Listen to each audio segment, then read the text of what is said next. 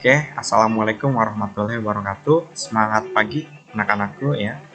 Nah, hari ini kita belajar lagi nih, meski belajarnya masih di rumah, harus tetap semangat ya. Terus bagi yang belum mandi, silahkan mandi dulu ya, biar fresh nih dalam belajar kali ini. Apa nih mata pelajarannya? Yaitu Administrasi Infrastruktur Jaringan atau AIJ dengan materinya VLAN, Virtual LAN. Oke.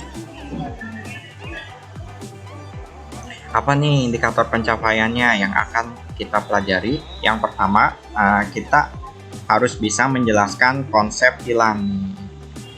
Yang kedua, yaitu menentukan cara konfigurasi VLAN. Jadi ini yang harus dicapai buat kalian ya. Oke. Tak kenal maka tak sayang, makanya kita harus tahu dulu nih, apa itu VLAN? What is the meaning of VLAN ya? Apa itu VLAN? VLAN kepanjangan dari virtual LAN. Ini kalau kita udah ngomongin virtual itu berarti ya kayak dunia virtual, goib, ada tapi nggak ada. Gimana ya? Pokoknya virtual, serba virtual. Yaitu suatu model jaringan yang tidak terbatas pada lokasi fisik, seperti halnya LAN. Hal ini mengakibatkan suatu network dapat dikonfigurasi secara virtual tanpa harus menuruti lokasi peralatannya. Jadi lokasinya tidak terbatas hanya lokasi fisik nih. Fisik itu berarti hardware.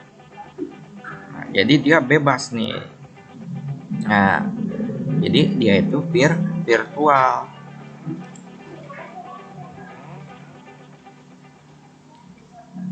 Jadi sederhananya, VLAN adalah protokol yang digunakan untuk membuat beberapa jaringan pada perangkat switch. Apa nih ya? Di perangkat switch itu kita bisa bikin beberapa jaringan. Udah kebayang nih? Belum? Lanjut lagi aja ya. Ini standar VLAN ya. Jadi standar protokol VLAN yaitu IEEE 802.1 key atau biasa disebut .1 key. Bahasa kerennya .1 key ya.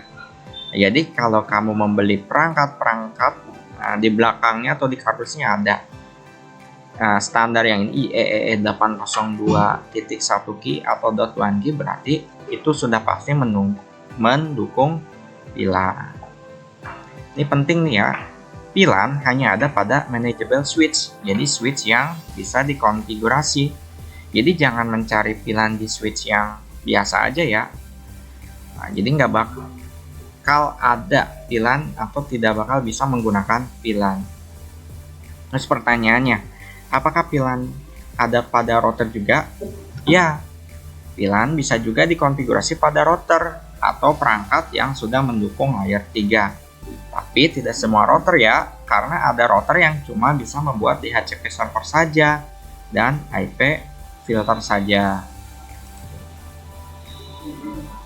VLAN juga punya identitas loh, sama seperti kalian ya. Range nomor VLAN atau VLAN ID yaitu antara 1 sampai 4094. Akan tetapi ada beberapa aturan yang berlaku seperti berikut ya. Ada default VLAN, yaitu VLAN 1, ada normal VLAN, range-nya dari VLAN 2 sampai 1005, lalu ada extended VLAN, range-nya dari 1006 sampai 4094, dan ada juga reserve VLAN, yaitu dari 3968 sampai 4047 dan 4094. Ini implementasi VLAN. Misalnya kita punya 6 komputer nih. Bagaimana cara menghubungkan 6 komputer tersebut? Ini kalau misalnya di LAN, di local area network, kita hanya membutuhkan satu switch dan tinggal menghubungkan beberapa komputernya ke dalam satu switch, sehingga komputernya bisa saling terhubung. Nah, ini masih disebut dalam satu jaringan. Nah, sekarang kalau kita pengen membuat komputer tadi menjadi beberapa jaringan yang berbeda, bagaimana caranya? Ya simpel saja. Ingat, kita tinggal menambahkan beberapa switch saja untuk membuat jaringannya yang berbeda-beda. Misalnya ini untuk jaringan komputer hijau, kita perlu satu switch tambahan. Untuk jaringan ungu, kita juga perlu switch tambahan, dan untuk jaringan merah, kita perlu switch tambahan.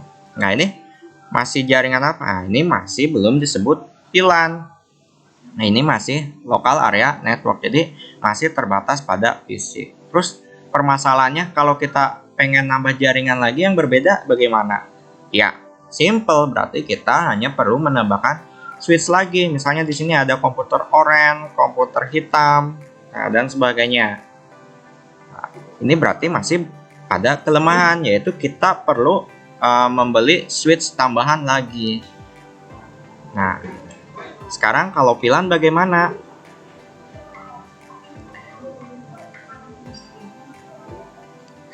Karena tadi di LAN itu untuk membuat jaringan yang berbeda, kita memerlukan switch tambahan lagi. Nah, untuk VLAN ini kita hanya membutuhkan satu saja switch manageable. Switch manageable ya, bukan switch biasa. Nah, jadi switch manageable ini kita bisa memetakannya, membuat virtualannya di portnya. Misalnya untuk port yang 4 ini, kita sudah memberikan VLAN ID-nya 10. Untuk port yang ini, untuk yang ungu, kita sudah memberikan identitasnya untuk VLAN 20. Untuk yang merah, untuk VLAN ID-nya 30. Jadi port-port ini sudah berbeda jaringan. Jadi simple ya, kita hanya butuh satu switch saja, lalu dibaginya di port-portnya. Jadi di port-port itu sudah kita bagi menjadi LAN-nya masing-masing, VLAN ya. Jadi virtualannya masing-masing. Jadi kalau kita menghubungkan yang hijau, berarti kita ke yang hijau juga. Jadi yang ungu kita hubungkan untuk yang ungu, yang merah kita hubungkan untuk yang merah. Jadi ini tidak akan saling tercampur. Jadi sudah dalam jaringan yang berbeda. Nah, sekarang timbul permasalahan lagi. Bagaimana kalau jaringan yang kita buat itu 2 lantai? Ya, untuk lantai 1 seperti ini misalkan. Untuk lantai 2 juga sama jaringan seperti ini. Untuk di lantai 1 ada komputer untuk manajer juga, di lantai 2 ada untuk komputer manajer juga. Nah, bagaimana caranya biar saling terhubung antar komputer di lantai 2 dan di lantai 1? Simple, caranya kita hanya perlu menarik kabel di port yang sama, di VLAN yang sama. Nih, kita tarik kabel untuk yang hijau, kita tarik kabel juga ke yang hijau. Untuk yang ungu, kita tarik kabel juga dihubungkan ke yang ungu. Untuk yang merah, kita tarik kabel juga ke yang merah. Pertanyaannya, kira-kira ini boros nggak? Bagaimana kalau misalnya ada 3 lantai, 4, 5, 6, sampai lantai 10? Berarti kita butuh kabel juga nih, masing-masing 3. Misalnya kalau misalnya banyak jaringannya bagaimana? Berarti kita butuh banyak kabel. Makanya berpikir lagi nih ilmuwan nih, kira-kira bagaimana nih biar mempermudah, biar tidak terjadi pemborosan kabel seperti ini. Maka dibuatlah sistem yang namanya trunking port. Nah, jadi trunking port ini kita hanya perlu memerlukan satu kabel untuk membawa VLAN, untuk membawa virtualan di kabel tersebut. Analoginya seperti sebuah peralon.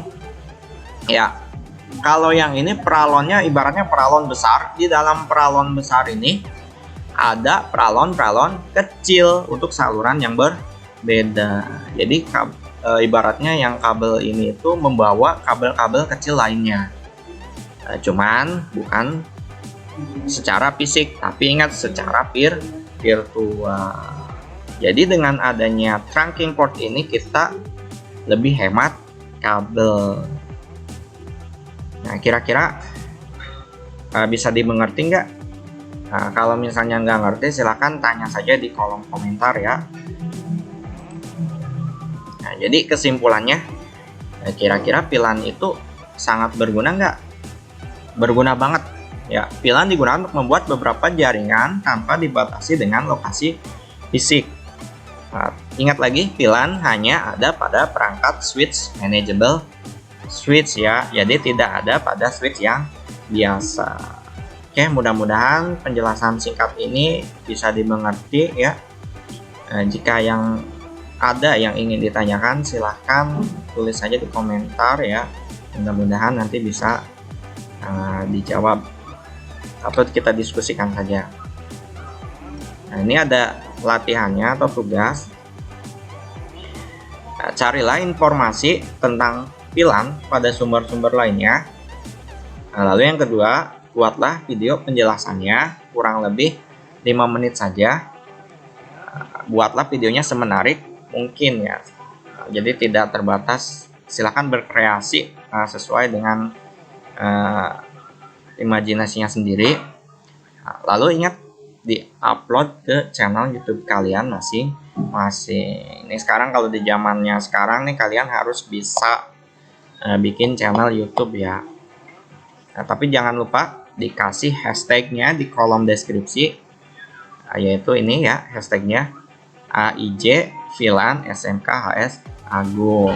Ini kalau misalnya nggak dikasih ini videonya, saya susah nih untuk mencari video kalian yang sudah diupload. Jadi jangan lupa dikasih hashtag AIJ VLAN SMK HS Agung. Oke, terima kasih sudah menonton video ini.